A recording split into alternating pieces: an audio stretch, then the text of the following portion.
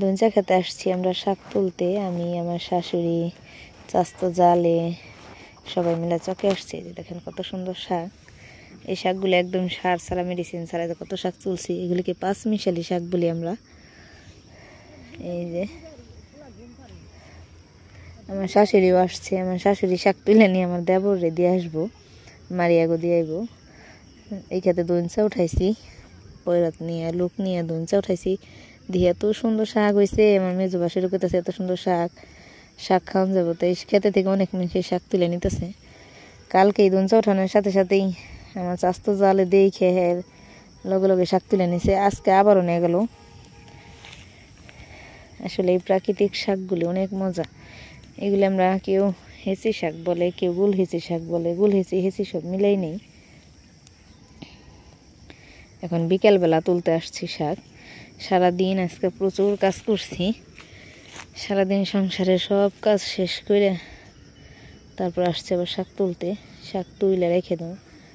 এত কাজ করছি, এত লাকড়ি মাকড়ি কাটছি, খুঁড়ি যাবে হাত। দেখেন কি হয়ে গেছে, হাতে ঠোসা পড়ে গেছে 2-3টা। দাও দিয়ে গাছ গাছালি কোবায় ক্ষেত পরিষ্কার করে পুরা ক্ষেত পরিষ্কার। সন্ধ্যা হয়ে যাচ্ছে, ওই যে দেখেন সূর্য ডুবে যাবে যাবে অবস্থা। দেখছেন চতুর্দিকের পরিবেশটা কত সুন্দর। পাশে ধান ক্ষেত, এটা আমার দঞ্চা ক্ষেত, সামনে আমার পেঁয়াজ ক্ষেত। এইদিকে এই যেমন শাশুড়ি দাঁড় শাক তুলতেছে। সুস্থ সবল মানুষ আমার শাশুড়ি আজকে সারাদিন সুস্থ আমার সাথে সাথে কাজ করছে, সারাদিন আমার সাথে কথা বলছে, সব কাজ শেয়ার করছি। বিকালবেলা একসাথে শাক তুলছি, অথচ রাতের বেলা হঠাৎ করে আমার শাশুড়ির কী যেন হয়েছে, প্রচণ্ড পেটে ব্যথার কারণে সারা রাত চিৎকার পারছে। কিন্তু কি আর করার, কে জানতো এই সুস্থ মানুষটা হঠাৎ করে অসুস্থ হয়ে যাবে। তো অসুখের সাথে তার কারোর সাথে কোনো পাল্লা নেই। তারপর সারা রাত এরকম করার কারণে কি করব, একা ঘরে আমি দিশা না পেয়ে আমি আমার বাসুরে ফোন দিছিলাম।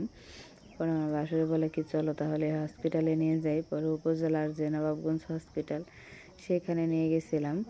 সেখানে রাত 3টা বাজে আমার শাশুড়িকে নিয়ে গেছে। লাল শাক বুনছি না, লাল শাক না বুনে যদি মেথি শাক বুনতাম, মেথি শাক তারপরে মূলা যদি বুলি করে হালাইছি। এই খেতে বুনা দেবো মা, এই যে খেতে যে হালবামু। হ্যাঁ এক কিনার তো কতটুকু জায়গা মেথি শাক বুনে দেবো। সূর্য ডুবে গেছে, কত ওই যে সূর্য ডুবে যাইতেছে কি সুন্দর করে। ওই মেজ দাদা ভাই ওই খেতে গেছে, ওই খেতে হেগো ধান মলন দিচ্ছে।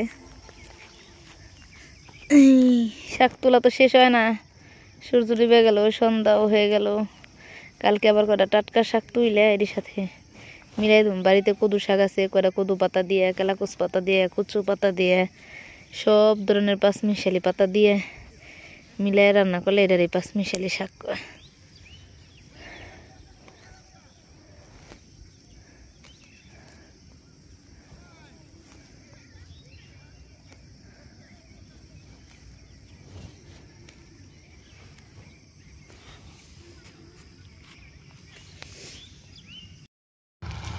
এই রাফি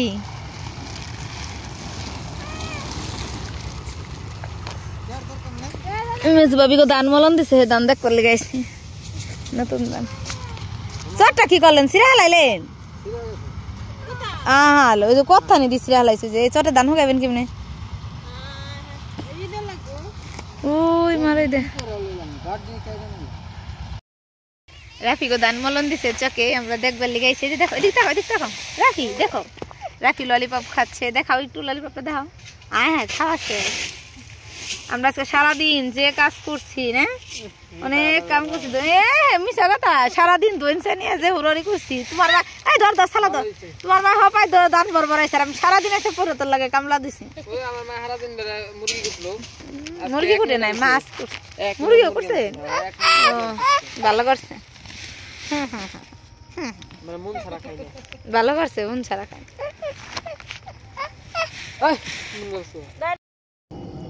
সন্ধ্যা হয়ে গেছে, মাগরিবের আজান পড়ে গেছে।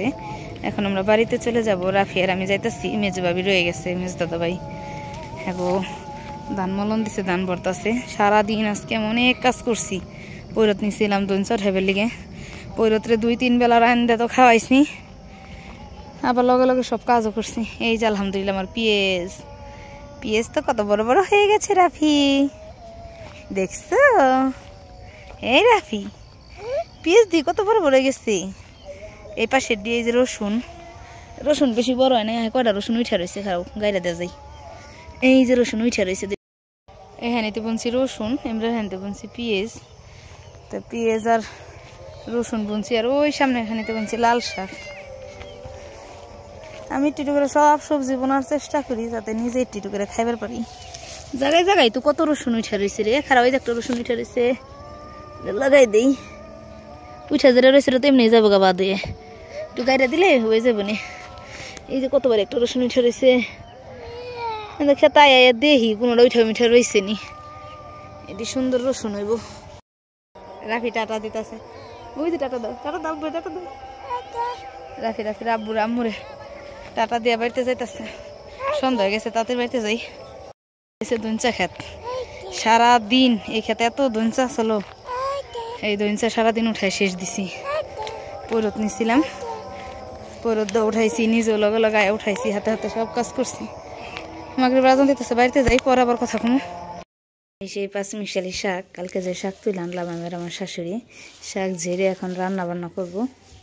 ঝেড়ে পরিষ্কার করে ভালো করে ধুয়ে এর মধ্যে অনেক শাক মিলাইছি, হেঁচি শাক, লাউ শাক, গোল হেঁচি শাক, কচু শাক, তেলাকুচ পাতা। 5 মিশালি শাক তো 5 পদের শাক মিলেই রান্না করতে হয়।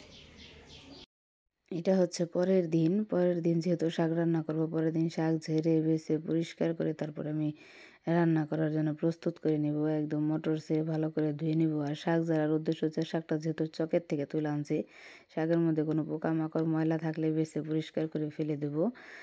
এইগুলি দেখে বেছেই রান্না করতে হয় 5 মিশালি শাক। হঠাৎই তারপরে এই যে রাত্রে দেখেন আমার শাশুড়ি অসুস্থ, আর আমরা হসপিটালে।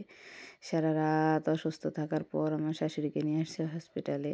রাত 3টা বাজে আমি আমার ছেলেদের রেখে চলে আসছি। দেখেন 1টা মিনিটের জন্য আমি ঘুমাই নেই। এই যে আমার শাশুড়িকে নিয়ে আমি হসপিটালে বসে আছি, সাথে আমার মেজো বাসরও আসছে। আমাদের জন্য মেজ দাদাভাইও ঘুমাইতে পারে নাই।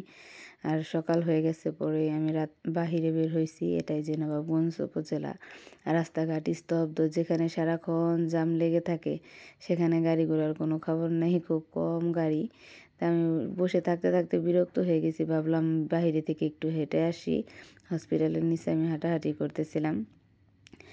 মেজ দাদাভাই তো সারাদিন এত কাজ করছে, আবার ফিরে সারা রাত ঘুমাইতে পারে নাই। আর আমি আমার 2 বাচ্চাকে একা ঘরে রেখে আসছি, মেজো জালের কাছে চাবি দিয়ে আসছি, তালাদা রেখে আসছি।